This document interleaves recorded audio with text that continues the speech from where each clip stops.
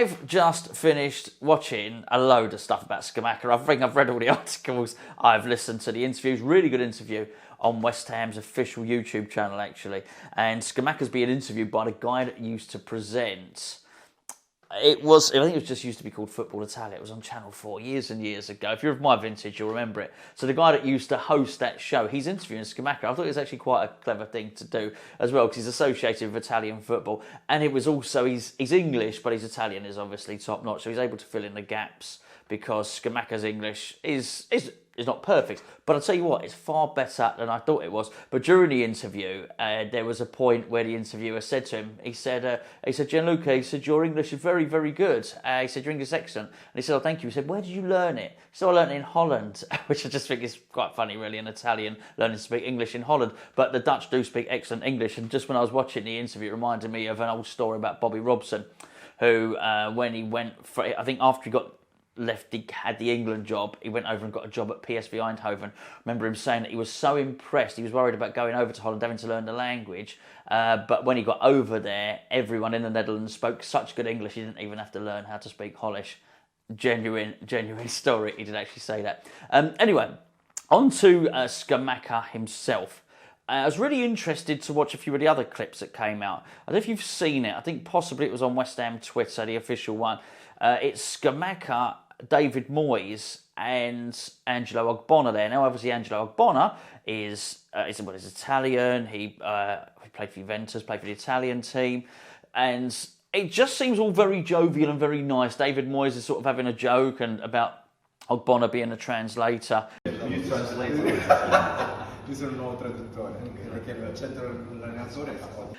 Because let's be fair, David, old Moisey boy, has got quite a thick Glaswegian accent, really, hasn't he? So I think he'll need a little bit more than that. Look, if Ogbonna can understand Moisey, then maybe they will need a translator. But as good as Scamacca's English is, I think that might be a little struggle. Anyway, I just thought it was very nice. There's some pictures of him with Declan, and I really liked a lot of the interview, what he said about just wanting to become part of the team. And look, he said a lot of stuff that I would expect anybody to say, but he's clearly come here to play football. He's clearly of good character. I like it. And he said that the negotiation had been going on for quite a long time, and I think it's really good. But I was really interested in looking at everybody's reaction.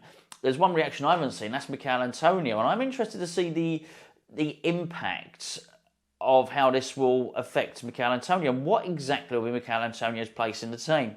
One of the questions in the interview was, he said first game of the season, playing Manchester City, you're looking forward to that?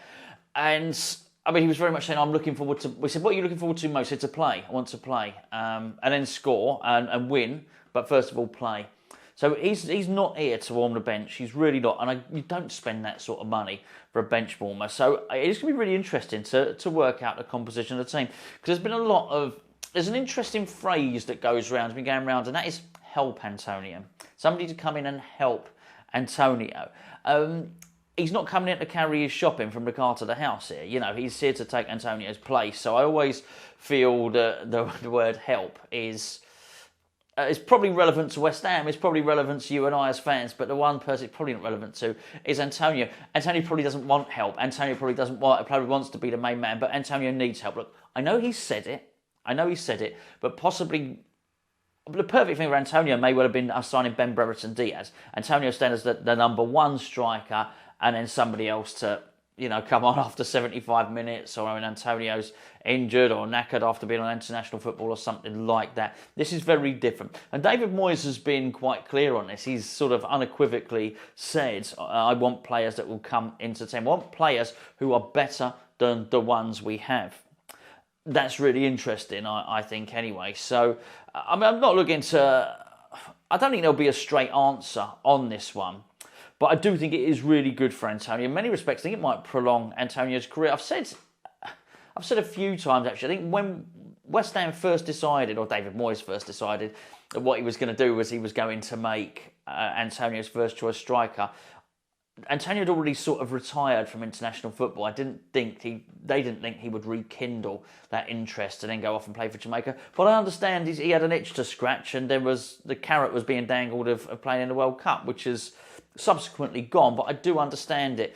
But I think we really micromanaged his fitness throughout the season, and I do believe it was quite a miracle. And you know what? Fair play to the medical team at West Ham that he didn't have a massive injury during it.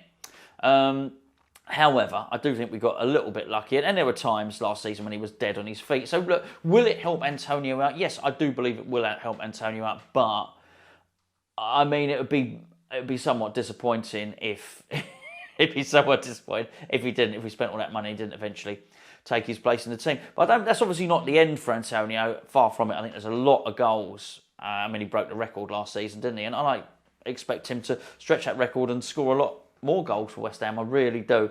But I think in terms of him being the main man, that's probably it now. But as I say, I think the dynamic of that changed. I think it was a case of, Antonio, you're going to be the main man. Here's the number 9. But I think then he turns around and said, actually, I'm playing international football as well. And I just wonder if that wasn't taken into the equation with the long European campaign. We did pretty well in the was the League Cup, wasn't it? As well, we played a lot more games than we thought last season. Antonio certainly, because of international football, played a lot more games than he thought. But I do also wonder what training's going to be like. I think it might bring the breast out. Bring the breast out of Antonio. Oh dear. You never know. You never know.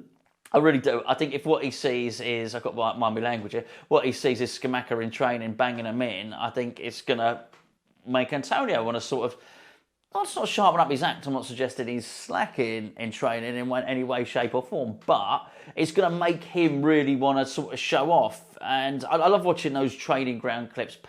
It's a chance to showcase their skills. And the other thing I always wonder about is that first training session with a new signing. And not just Antonio here, it's all the other players. What is this guy going to do? Look, these footballers will read the newspapers or whatever, or they'll read the websites, they'll read social media. You never know, one or two might even watch a video, right? They will get the excitement. They'll understand the excitement of fans, but as players, they will feel excited too. This is really something for them to think, okay, what's this guy like? We've heard the hype, we've seen the clips. I do wonder if your first 2 or 3 touches in training, if you're a new player, you're probably thinking, crikey, I've got to get these right, because players are going to be looking at you thinking, hold on, is he all he's cracked up to be? That being said, that's where character comes into it. That's where you puff your chest out and you show your stuff, or puff your breast out, as Antonio might do, and you strut your stuff, you show what you've got. I guess if you're a sort of shrinking violet, then you become a bit timid. You don't show your full array of skills. So you sort of, I guess if you go into training, that first sort of 7-on-7 match or whatever the case may be, you just want to hit the back of the net straight away. But this gives the place a lift. I do think a Gerd coming in would have given the place a lift as well, but I also think there would have been a dip straight away as soon as he got injured. New faces bring a vibrancy to the workplace. It is a workplace. A training ground is a workplace, and it brings a vibrancy to it. I don't just think, funny enough, the players. I think the people in the media. Sorry, it doesn't matter. The people in the media team, and the people in the club, the people that have got the deal over the line. I do think it's a buzz for them. The people at the club will be buzzing about this to make this announcement, and I also think it makes other people have a look at it as well. I wonder, for instance, how he who should not be named, who didn't join us and joined somebody else, whose crest is a tree. Is it a tree? I think it is. I think their crest is a tree. I wonder if he's looking and thinking, hold on a second, I wasn't expecting him to sign. I wonder what Breuer thinks at the moment. I would imagine he's disappointed. Unless Tuchel has said to Breuer, you're playing every game, I do wonder if Breuer's looking at it thinking, hold on, that should have been me, or that could have been me. I don't care now. I really don't care. I'm just pleased. I'm fully behind this guy. But I do think it does give everybody a lift, and I certainly felt, I can't think which, I think it was the Rangers friendly. I certainly felt in the Rangers friendly that Declan looked a bit peed off, really. Looks a bit grumpy, I think, and I can sort of understand it. If you're going to stick around, if you're as good a player as Declan Rice, you want to see other good players coming in. And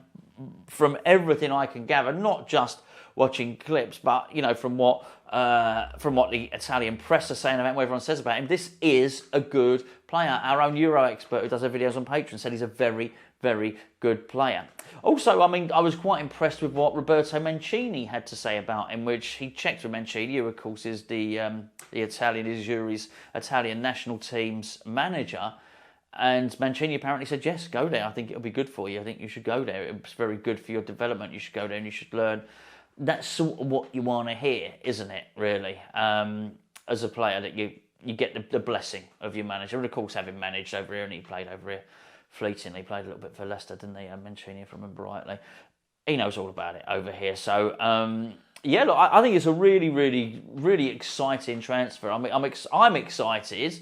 I sort of hope the players are excited. I think they are. I'm getting that vibe, and I hope, just going back to Antonio for a second, I hope Antonio is excited about it. And I know immediately you might think, oh, this guy's taking my place, but there's too much workload for Antonio. And, you know, I think there's going to be times where both of these guys are on the pitch at the same time. I've seen the comparisons with Halle. I don't think it's the same. This guy's far more mobile. I really do think that we've got a sort of square peg in a square hole in this one. You know, I understand why the comparison's made. There's a lot of money on a striker. They're both tall. But actually, in terms of their style of play, I don't see an awful lot of similarities there, really. I'm really looking forward to seeing him play. And this is the thing, it's given me, you know, a buzz for the first game of the season as well. I know he's going to give the players a buzz. Scamacca was clearly looking forward to it in his interview. I think with the capacity, by the sounds of it, from what I can gather, the capacity's been increased again. So we're going to be well over 60,000, 62,500 next season maybe. I think that the top level it can be, the stadium, is 66,000. Never understood that. It was 90,000 there for the Olympics. Someone's next 30,000 seats. So I mean, there's someone needs to Chief Inspector Clouseau maybe needs to come in and have a look at that, because that's very. I don't know where you can lose 30,000 seats, but anyway, up to 66 if we get all the safety certificates and whatnot. So anyway, there you go. Scamacca, I'm really excited about it. Looking forward to him coming to West Ham. I will catch up with you tomorrow.